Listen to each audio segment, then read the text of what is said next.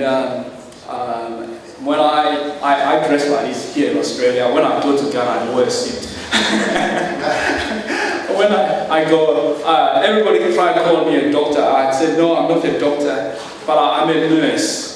And saying that I'm a nurse, and people can become nurses and can still make a difference. So I will end here and ask people to ask me questions if you have the time. And I have a few flyers here about our conference, and please feel free to join us. We are also online, and I appreciate your asking me to be involved in this conference. Thank you.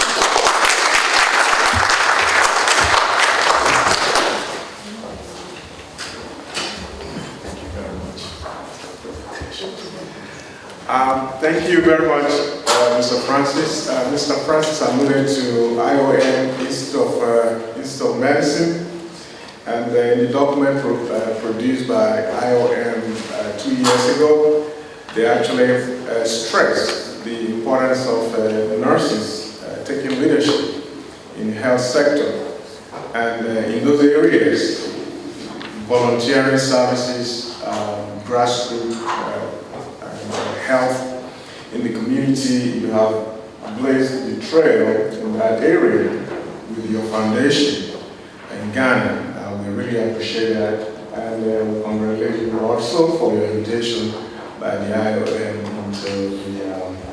into their conference or in America. We take two questions. One from this side, one from that side, one from a guy, So we go with Well done, Francis, for that work. That's really great work. I'm just wondering, in terms of nursing education in Ghana, whether you explore that area around curriculum and all that. I know, obviously, that's a big area to look at. I don't know whether you've done any work in that area, looking at engaging nursing schools and looking at how we can look at curriculum and transporting some of the knowledge, I suppose, that we have in. Yes.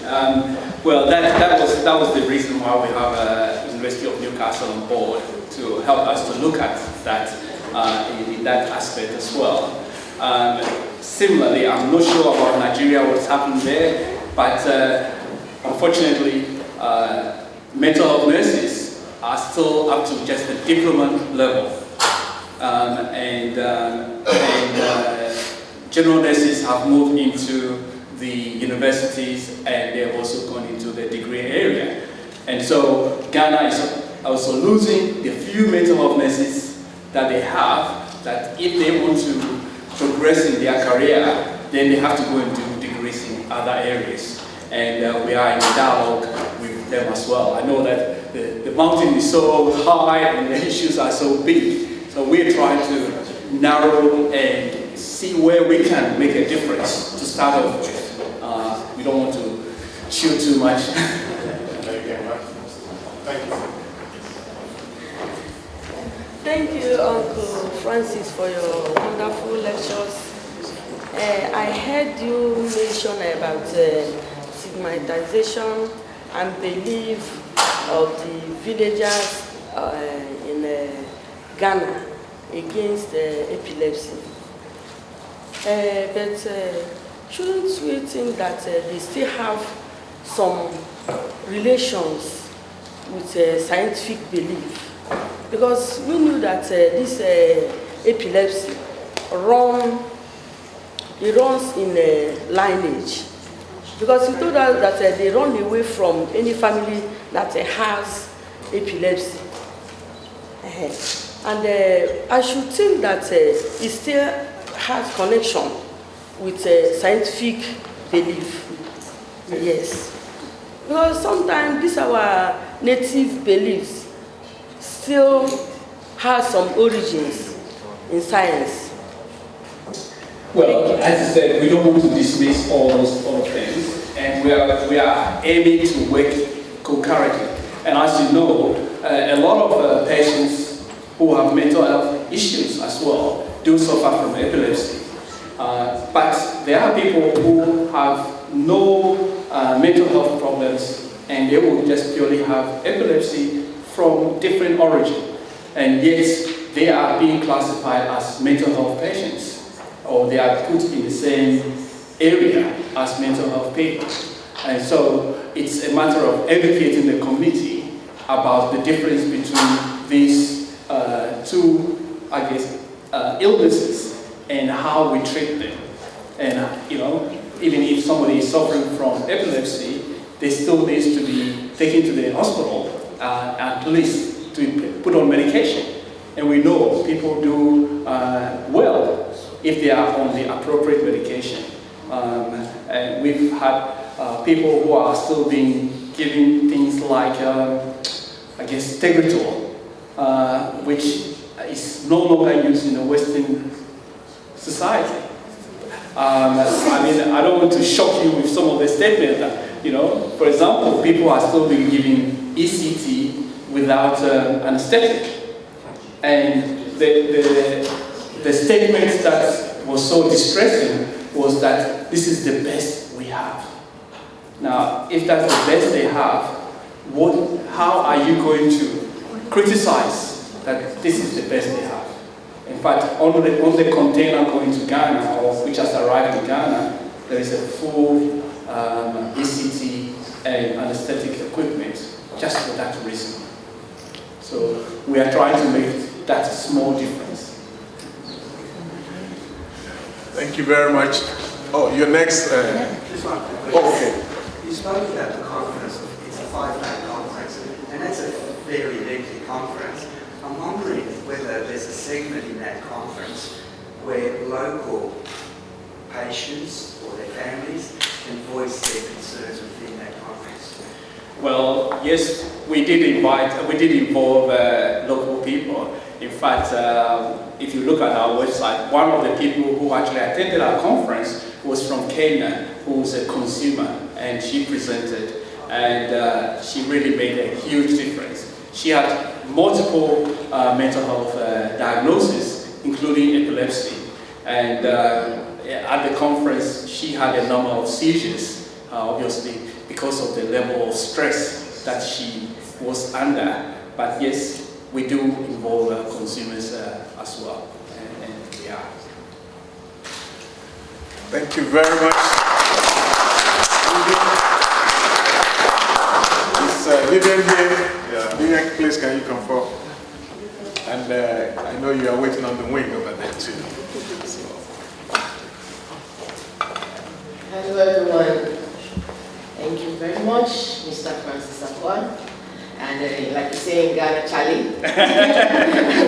Thank you very much for the lecture, for the talk and everything. And like some of us who came from Nigeria, I just had mental health first aid for the first time. And I tell you, we're going to work on it, research on it, and see if we can take it back home and do something about it. I want to say thank you for your time, your presence. We appreciate it. Thank you very much.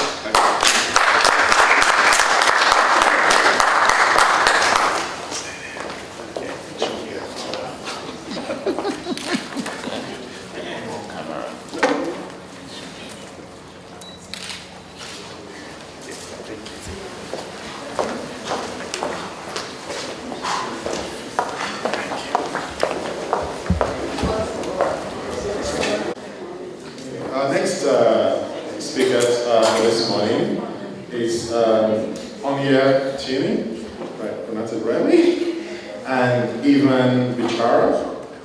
Okay, I'm just going to talk a little about Onya. Onya has personal lived experience of mental illness as both a carer and a consumer. She's and has been active in the mental health sector since 1995. She works in a peer support role as a mental health national consumer and carer support officer, working alongside other national mental health advocates of multicultural background to raise awareness and create change in the mental health sector. Onya hails from a very musical family from the country Clare on the west coast of Ireland, and she studied classical piano, singing and dancing in her youth. She has a background in performance arts, hospitality, she might do some dance moves for us today, and event management. She's transferred these skills into organizing concerts and events to promote mental health. In 2003, she oversaw a Consumer Day concert titled The Inspire Gig for the Things Conference, which took place in Canberra. Last year, she convened a planning committee which organized the very successful inaugural multicultural mental health conference in the ACT, Raising Our Voices, Bridging the Divide to Culturally Appropriate Mental Health Care, which was held on the 7th of November in 2014. Onyia became involved as a carer in the mental health sector in 1995 when our son was diagnosed with schizophrenia.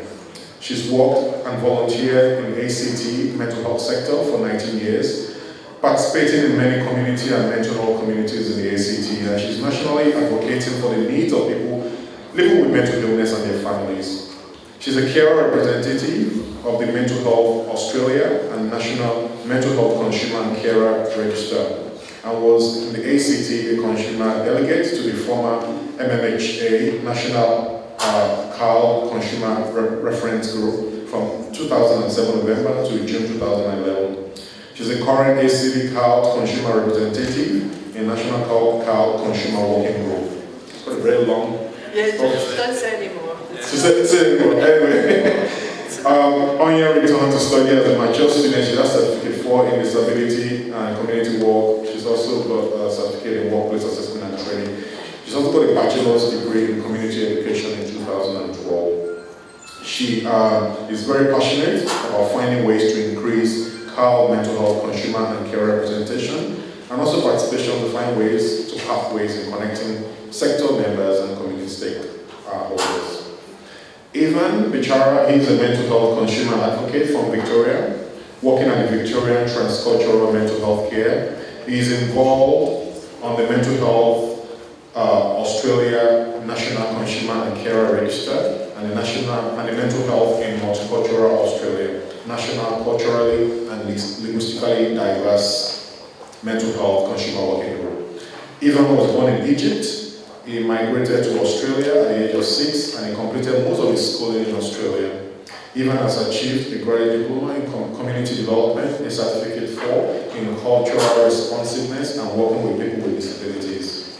He is involved with numerous planning and advisory committees on the mental health local and national level. He is also a community representative at the College of Psychiatry, the Royal Australian College of Psychiatrists. Ivan enjoys working as a consumer advocate and is helping a lot of people towards recovery through their work. They're both representing this afternoon on Life Beyond the Curriculum. Would you join me in welcoming Ivan and Onyia?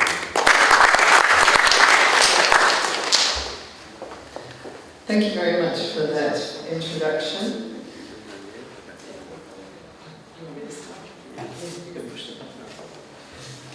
We're just working ourselves out.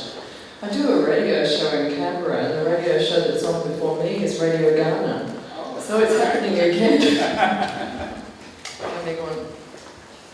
So, you already know who we are because you've had all that information.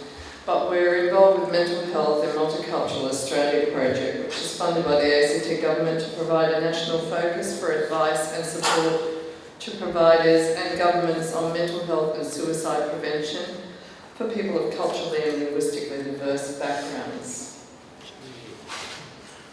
All right, we're going to talk about life beyond the cocoon, and the cocoon just represents the isolation and the no connection with the community. So that's the paraphrase we're hoping to message through.